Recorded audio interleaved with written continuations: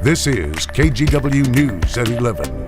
And thanks for joining us at 11. We continue to follow the historic announcement from President Joe Biden that he is pulling out of the 2024 campaign. It follows weeks-long pressure from fellow Democrats that began following his much criticized debate performance in late June.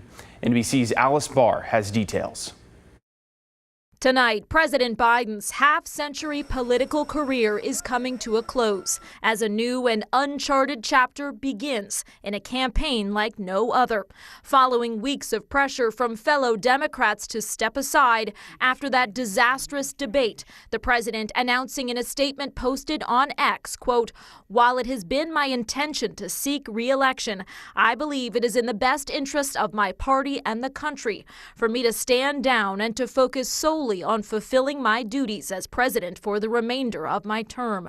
One of the president's closest allies, Senator Chris Coons, reacting. He has always put our country first. He has an incredible legacy of service and leadership. Mr. Biden then endorsed his vice president, Kamala Harris, for the nomination as the party scrambles to change course before next month's Democratic National Convention with just 4 months until the November election. We'll put on full display our agenda for the American people and do what is necessary in order to leave that convention unified, get the job done. In her own statement, Vice President Harris thanking the president for his service and his endorsement and saying it's her intention to earn and win this nomination and unite the Democratic Party to defeat former President Trump as the race hits an historic reset. We just don't know what anything's going to happen. Propelling the nation into unknown territory. In Washington, Alice Barr, NBC News. The reactions have been pouring in from both American voters and lawmakers nationwide. Republicans largely taking the time to criticize Biden's time in office, and Democrats remarking on his lasting legacy. Leaders here in Oregon thanked President Biden for his time served while also acknowledging this was a wise decision.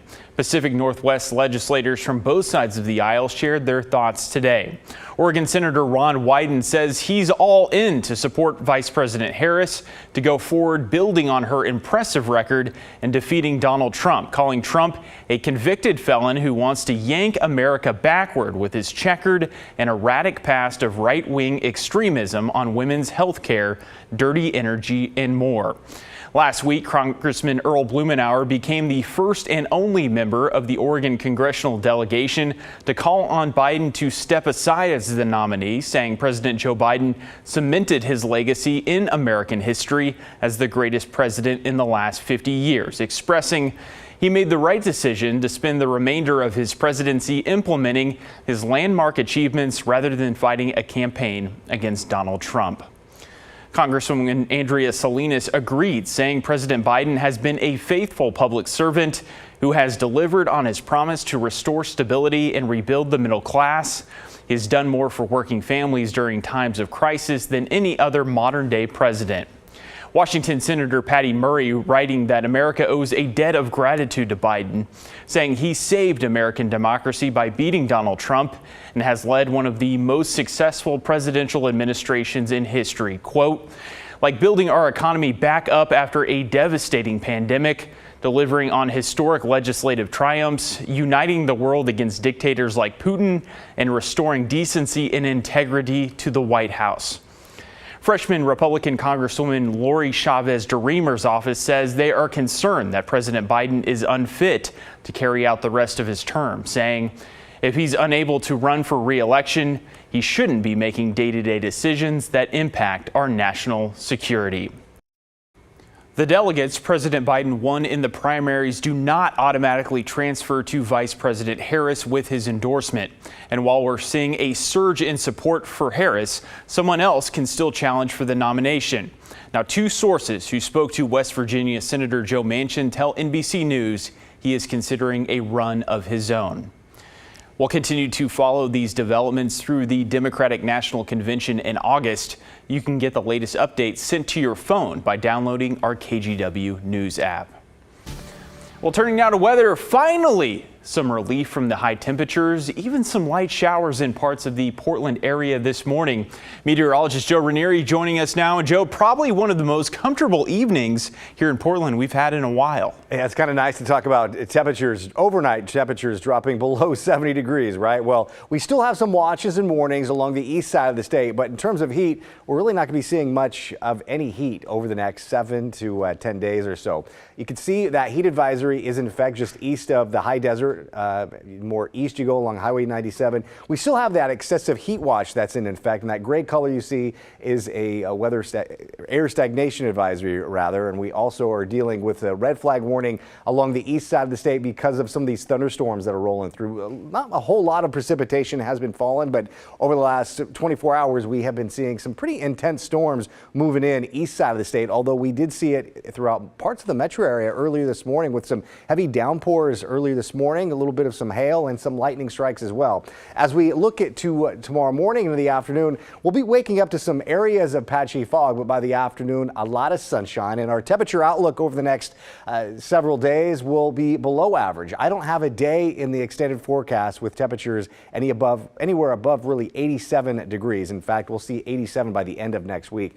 In terms of precipitation, it will be below average, but again, as we head into the later part of the summer, typically when we see any rain is going to be coming from thunderstorms, which isn't all that good. But the nice thing is we will be seeing a cool down, so that will be helping crews who are continuing to battle the wildfires across the Pacific Northwest. We'll talk more about your detailed forecast in just a few minutes. All right, Joe, thank you.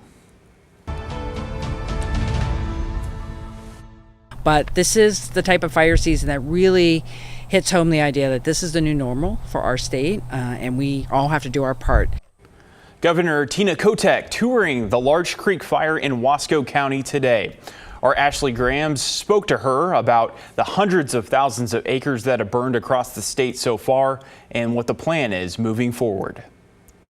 In Tye Valley, Oregon Governor Tina Kotek and her wife, Amy Kotek Wilson, survey the damage. You just have no sense until you're out here and seeing it. The Larch Creek fire burned 18,000 acres here in Wasco County. Incredible amount of work.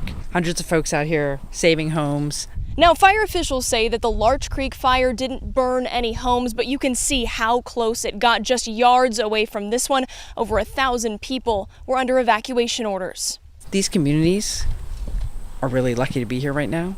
While the Larch Creek fire is now under control, many other fires are burning across the state. The governor says at least 3 are being called mega fires because they've burnt over 100,000 acres.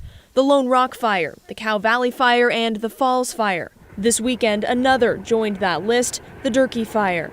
This is where we would probably be in mid-August, and it's mid-July. So we're going to make sure we can run this marathon all the way through fire season into the fall. We're in a new time, and we've got a long fight ahead of us this summer. Ben Duda with the Oregon Department of Forestry says one concern is making sure crews get the rest they need because the season isn't slowing down. We try to cycle them out, stagger some of those breaks, so we got to keep the firefight going, right? Firefighters from across the nation have arrived in Oregon to help, and Governor Kotek says she would consider calling in international crews if the situation intensifies. It will be costly, but we're doing everything we can right now to protect people, and then we'll worry about the bill later. In Wasco County, Ashley Grahams, KGW News. Well, now to the latest on some of those fires burning across Oregon right now. Governor Kotek has invoked the Emergency Conflagration Act for a wildfire that started Wednesday and has grown to more than 116,000 acres. The Durkee fire is about 5 miles southwest of its namesake town. There are level 2 and 3 evacuation notices in place in Baker and Malheur counties. It's currently 0% contained. New tonight, an investigation is underway in Clark County after a crash involving a car and a motorcycle. The sheriff's office says its traffic homicide unit has been called to investigate. It happened just before 1:30 this afternoon on Northeast 399th Avenue. First responders say one person involved died of their injuries, but did not specify who. And in Portland, one person is hospitalized with serious injuries after a crash between a car and a MAX train. The crash left the car on its top with the driver trapped inside.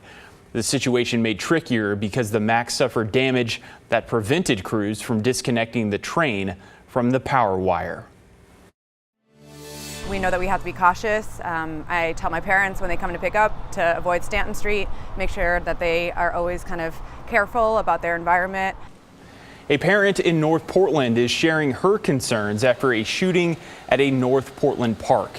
On Friday around 4 in the afternoon, someone fired dozens of rounds at Dawson Park, hitting 2 people. While both are expected to survive, it's worrying for mother Abigail Smock, whose children go to school nearby.